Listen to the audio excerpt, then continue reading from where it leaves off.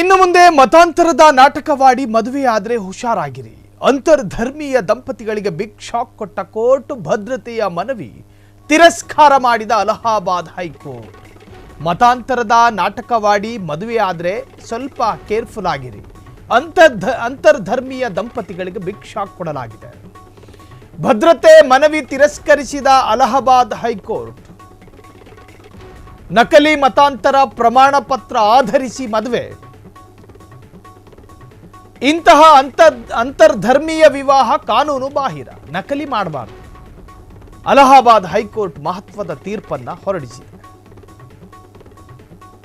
ಮಹಿಳೆಯ ಮತಾಂತರ ಪ್ರಮಾಣ ಪತ್ರವು ನಕಲಿ ಎಂಬುದು ಸಾಬೀತು.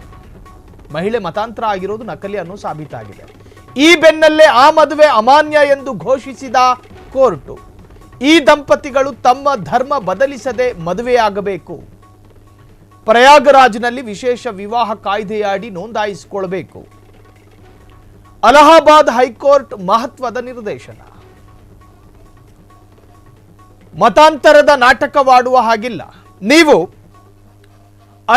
ಅನ್ಯ ಧರ್ಮೀಯ ಯುವಕ ಅಥವಾ ಯುವತಿಯನ್ನ ಲವ್ ಮಾಡಿ ಮದುವೆಯಾಗುವುದಾದರೆ ಆಕೆ ಅಥವಾ ಆತ ಅವರವರ ಧರ್ಮದಲ್ಲಿ ಭರವಸೆಯನ್ನ ಇಟ್ಟುಕೊಂಡು ಅವರ ವಿಶ್ವಾಸಕ್ಕೆ ಬಿಟ್ಟುಕೊಟ್ಟು ಅವರವರ ಧರ್ಮದಲ್ಲಿ ಇದ್ದಂತೆ ಮದುವೆ ಆಗಬಹುದು. ಆದರೆ ನಕಲಿ ಪತ್ರಗಳನ್ನು ದಾಖಲೆಗಳನ್ನು ಸೃಷ್ಟಿ ಮಾಡಿಕೊಂಡು ಮತಾಂತರ ಆಗಿದ್ದಾರೆ ಎಂದು ತೋರಿಸಲಾಗುವ ಒಂದಷ್ಟು ಆಧಾರಗಳನ್ನು ರೆಡಿ ಮಾಡಿಕೊಂಡು ಕೋರ್ಟನ್ನೇ ಯಾಮಾರಿಸೋದಕ್ಕೆ ಹೋಗಿದ್ರು ಈ ದಂಪತಿಗಳು. ಸೊ ಅಲ್ಲಿ ಖಡಕ್ಕಾದಂತಹ ಸೂಚನೆ ಸಿಕ್ಕಿರುವಂತಹದ್ದು. ನಕಲಿ ಮತಾಂತರ ಪ್ರಮಾಣ ಪತ್ರ ಆಧರಿಸಿ ಮದುವೆ, ಇಂತಹ ಅಂತರ್ಧರ್ಮೀಯ ವಿವಾಹ ಕಾನೂನು ಬಾಹಿರ. It's illegal. ಅಲಹಾಬಾದ್ ಹೈಕೋರ್ಟ್ ಮಹತ್ವದ ತೀರ್ಪು. ಮಹಿಳೆಯ ಮತಾಂತರ ಪ್ರಮಾಣ ಪತ್ರವು ನಕಲಿ ಎಂಬುದು ಸಾಬೀತಾಗಿತ್ತು. ಈ ಬೆನ್ನಲ್ಲೇ ಆ ಮದುವೆ ಅಮಾನ್ಯ ಎಂದು ಘೋಷಿಸಿದ ಕೋರ್ಟ್. ಈ ದಂಪತಿಗಳು ತಮ್ಮ ಧರ್ಮ ಬದಲಿಸದೆ ಮದುವೆಯಾಗಬೇಕು. ಪ್ರಯಾಗರಾಜ್ನಲ್ಲಿ ವಿಶೇಷ ವಿವಾಹ ಕಾಯ್ದೆಯಡಿ ನೋಂದಾಯಿಸಿಕೊಳ್ಳಬೇಕು. ಅಲಹಾಬಾದ್ ಹೈಕೋರ್ಟ್ ಮಹತ್ವದ ನಿರ್ದೇಶನ. ಸೊ ಹುಡುಗಿಯ ಕುಟುಂಬದಿಂದ ತಮಗೆ ಬೆದರಿಕೆ ಇದೆ ಅಂತೇಳಿ ಈ ಪ್ರಕರಣದ ಇದು ಸಾರಾಂಶ. ಕುಟುಂಬದಿಂದ ತಮಗೆ ಬೆದರಿಕೆ ಇದೆ, ಆದ ಕಾರಣ ಭದ್ರತೆ ಒದಗಿಸುವಂತೆ ಪೊಲೀಸರಿಗೆ ನಿರ್ದೇಶನ ನೀಡಬೇಕೆಂದು ಕೋರಿ ದಂಪತಿಗಳು ಹೈಕೋರ್ಟ್ನಲ್ಲಿ ಅರ್ಜಿ ಸಲ್ಲಿಸಿದ್ರು.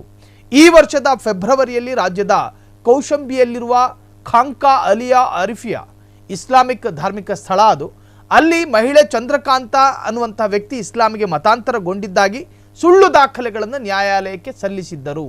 ಜೈನಾಬ್ ಪರ್ವೀನ್ ಎಂದು ಮರುನಾಮಕರಣಗೊಂಡು, ಅಂದರೆ ಆ ಹೆಸರಿನಲ್ಲಿ ನಾಮಕರಣಗೊಂಡಿದ್ದ ಚಂದ್ರಕಾಂತ ನಂತರ ಮೇ ತಿಂಗಳಲ್ಲಿ ಮೊಹಮ್ಮದ್ ಬಿನ್ ಕಾಸಿಂ ಜೊತೆ ಇಸ್ಲಾಮಿಕ್ ವಿಧಿವಿಧಾನಗಳ ಪ್ರಕಾರ ವಿವಾಹವಾಗಿದ್ದಾರೆ.